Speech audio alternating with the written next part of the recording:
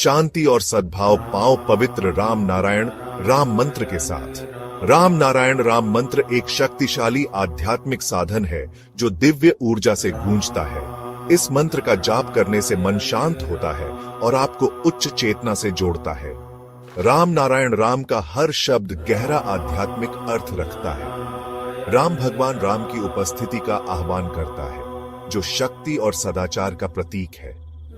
नारायण हम सभी के भीतर मौजूद अनंत दिव्य उपस्थिति का प्रतिनिधित्व करता है। इस मंत्र का जाप करने से आपकी आंतरिक दुनिया बदल सकती है, जिससे शांति, स्पष्टता और ब्रह्मांड के साथ एकता का एहसास होता है। चाहे आप शांति चाहते हो या आध्यात्मिक जागृति, राम नारायण राम मंत्र आपकी यात्रा में एक मार्गदर्शक प्रकाश है।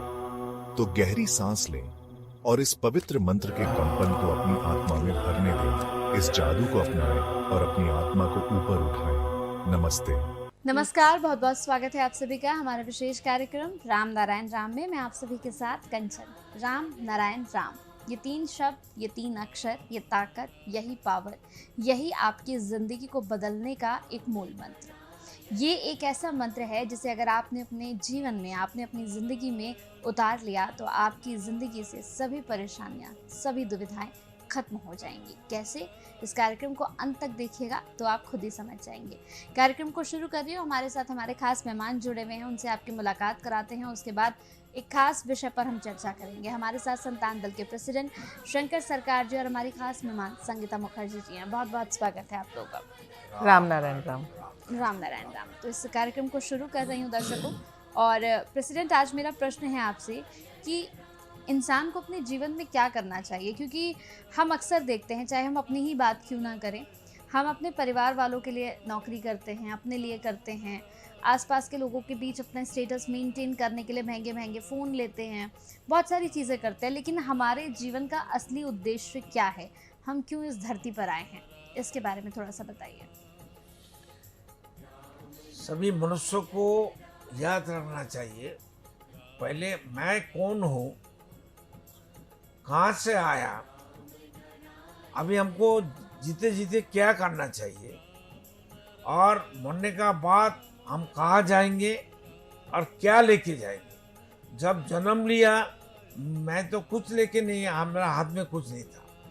अब सोचिए, अभी एग्जिस्टिंग धरती में, वर्ल्ड में 800 करोड़ मनुष्य है मिनिमम। तो हर मनुष्य जब जन्म लिया, पैदा हुआ, माँ का पेट से, गोद से आया, तो एक ही आवाज लेके जन्म लिया, वाह वाह वाह वाह। इस्लाम का बच्चा जन्म लेने का टाइम, जन्म लेने का बाद अल्लाह अकबर बोल के चिल्लाया, वो भी वाह वाह किया। बिल्कुल। क्रिश्चियन लोग को बच्चा, जितना क्रिश्चियन का चर्च का फॉलोअर्स बच्चा है, उनका जब जन्म हुआ, चाहे पादरी हो, फादर हो, वो भी जब जन्म लिया, वो भी वहाँ वहाँ करके आए जी। हिंदू लोग का, सनातनी लोग का, बुद्धिस्ट लोग का, कोई भी धर्म का 400 धर्म है। आज हमको सुनाई देता 4000 छोटा मोटा धर्म है। तो सभी धर्म का बंदा जब जन्म लिया, सब एक ही आवाज किया, वाह वाह वाह, और तो कोई आवाज नहीं था। जी बिल्कुल। कोई धर्म का कपड़ा भी नहीं पहना हुआ था। जी बिल्कुल। नंगा आया था। फिर जब मरने के बाद उनको दफन करेगा, लकड़ी में शमशान घाट में लेके जाके जलाएगा, तब भी वो नंगा करके लेके जाता है। जी बिल्कुल। नंगा ही उनको घुसाता है, नंगा ही उनको सब कुछ करता है। तो उस टाइम अगर हमारा धर्म 4000 धर्म, 400 धर्म, हिंदू मुसलमान क्रिश्चियन का धर्म है, तो वो आवाज से हम क्यों नहीं आया? सभी धर्म का ठेकेदार लोग, धर्म को मानने वाला, धर्म को ऊपर भय डर होने वाला जो बंदा है, हम उसको कहते हूँ, तुम बताओ, तुम जब जन्म लिया, हम लोग जब जन्म लिया, कौन सा धर्म लेके हम आया? और सभी बंदा, 800 करोड़ बंदा जो एग्जिस्टिंग है, जो अनकाउंटिंग मनुष्य आया और चला गया, सब धर्म लेके ही पैदा हुआ। बिल्कुल। धर्म का मेटीरियल वस्तु से हमारा शरीर बना है। यह है पंचभूत, खेती अब तेज मरुद, पानी, हवा, मिट्टी, सूरज का ऊर्जा और आसमान। ये पंचभूत से हर चीज, चाहे लकड़ी हो, पेड़ पौधे हो, जीव जंतु हो, पहाड़ पर्वत हो, पानी हो, सब पंचभूत से बना है। जी बिल्कुल। तो पंचभूत का जो आदर्श है, कर्म है, सैक्रिफाइस है, बिना पंचभूत हम जिएंगे? बिना सूरज हम जिएंगे? बिना पानी हम जिएंगे? बिना हवा हम जिएंगे? बिना धरती हम कहाँ रहेंगे? हमारा बैठने का, उठने का, खेती करने का, मकान बनाने का, बैठने का कहाँ जगह है? हमारा सोने का जगह कहाँ है? अब तो पहले बोला ना, शून्य से आता है। शून्य से इतना बड़ा धरती कहाँ से आ गया? और शून्य का अंदर घूम रहा है, विराजमान है। एक दूसरे को उन्होंने, लेकिन शून्य से कैसे पैदा हो सकता है? एक लोटा लेके हम आया, किसी ने पानी मांगा, अब लोटा लेके आ गया, तो ऐसा करता तो पानी नहीं गिरता। तो पानी अगर नहीं है तो प्यास कहाँ से आया? इंसान को मालूम कैसे हो गया मेरे को प्यास लगी, मेरे को पानी चाहिए? तो पानी तो पहले से मौजूद है धरती में, इसलिए हमारा प्यास है, पिपासा है। हमारा पानी चाहिए जीने के लिए, हवा ऑक्सीजन चाहिए, पेड़ पौधे का कार्बन डाइऑक्साइड चाहिए, और धरती का, प्रकृति का हर चीज हमारा जन्म से पहले सृष्टि हुआ। पहले अनगिनत तारे नक्षत्र पैदा हुआ। अभी जितना बड़ा बड़ा स्टार नक्षत्र सूरज को देखा देता है, जी जब वो लोग जन्म लिया, पैदा हुआ, वो उनु जैसा है, इतना छोटा, जब खाली आंखों से दिखाई नहीं देता है। जी। अभी देखिए कितना बड़ा बड़ा, लाखों करोड़ मीटर, किलोमीटर लंबा है। बिल्कुल, पृथ्वी से बहुत ये बड़े भी बड़े एक दिन हैं। सूरज भी खत्म हो जाएगा, मर जाएगा, डिस्ट्रॉय हो जाएगा, डस्ट पार्टिकल हो जाएगा, फिर नया, धूलिकणा हो जाएगा, फिर नया पैदा हो, नया सूरज आ गया। बड़ा हो रहा है अभी। इतना छोटा है जो किसी को मालूम नहीं हो रहा है। लेकिन हम लोग को जो सोसाइटी है, हम लोग को पता हो गया सूरज का बाजू में नया सूरज आ गया, ये सूरज खत्म होगा, और सूरज अब से अब नया जिंदगी, ये धरती भी खत्म होने वाला है, फिर वही ऊपर का नीचे और ऊपर नीचे। का नीचे के होने वाला है। देखिए हमारा मृत्यु है, सूरज का भी मृत्यु है, हवा का भी मृत्यु है, पानी का भी एक दिन खत्म होने वाला है। यहाँ से दूसरा जगह चला जाएगा, दूसरा नया जीवन होगा। अब देखिए ना, साल भर में जो बरसात होता है, 5 महीना 6 महीना बरसात होता है, पानी आता है। अब दिल्ली में तो होता ही नहीं है। दिल्ली में होता नहीं है, अभी हर जगह में होता है। तो थोड़े दिन पहले तो थोड़ा पानी आया था। हाँ, तो ये पानी अगर नहीं आता, कहाँ से आता है? यहाँ का पानी पानी ही ऊपर। सूरज खींच के उनको डस्ट पार्टिकल बना के, पानी का डस्ट पार्टिकल बन जाता है, तो वो वेपर बन के, वेपर क्लाउड बन बन के वो हवा उनको खींच के आसमान में बादल बन जाता बादल बन जाता है। फिर उनको जब एक का साथ एक जोड़ जाता है, भारी हो जाता है, वजन ज्यादा हो जाता है, तो बारिश। अब तक टाइम नहीं, आसमान से सिग्नल देता है, वो नीचे आ जाता है। सब कुछ कितना साइंटिफिकली प्लान किया हुआ है। साइंटिफिक है और सिस्टम में बाधा हुआ है, सब मनुष्य बर्बादी का कारण है। चिंतन तो ये भी हो सकता है कि मैं चलो जाके उसको आज मारूं, या उसको लूट लूं, या उसको धोखा दे दूं, पर वही चिंतन जब हमारी विवेकाधीन हो जाएगा, हमें सही रास्ते पे चलाने की तरफ लेके जाएगा, तो उसका मार्ग एक ही है, वो है मेडिटेशन। क्योंकि जैसे प्रेसिडेंट कहते हैं कि 50,000 करोड़ जो आत्माएं हैं हमारे अंदर, उनको हम थ्रू मेडिटेशन जब तक शांत नहीं करेंगे तो खाना हम नहीं देगा। वो उनका अगर भोजन है। शरीर में 50,000 करोड़ जो सोल्जर है, मन है, माइंड है, वो मैग्नेट है, वो भूखा रहेगा, वो तो हमारे अंदर हमको खा जाएगा।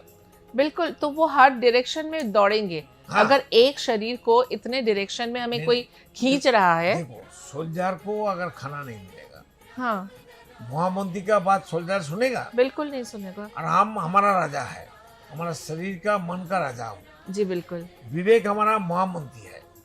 और हमारा शरीर के अंदर 50,000 करोड़ आत्मा है, मन है, सोल्जर चैतन्य है। सोल्जर है। तो सोल्जर को खाना खिलाना तो राजा का काम है। बिल्कुल। तो राजा वो लोग को खिलाता नहीं है। मनुष्य का अंदर जो सोल्जर है, मन है, आत्मा है, चैतन्य है, 50,000 करोड़ आत्मा, जिसको साउंड एनर्जी चाहिए, जिसको मेडिटेशन चाहिए, जॉब धन चाहिए, वो करता नहीं है।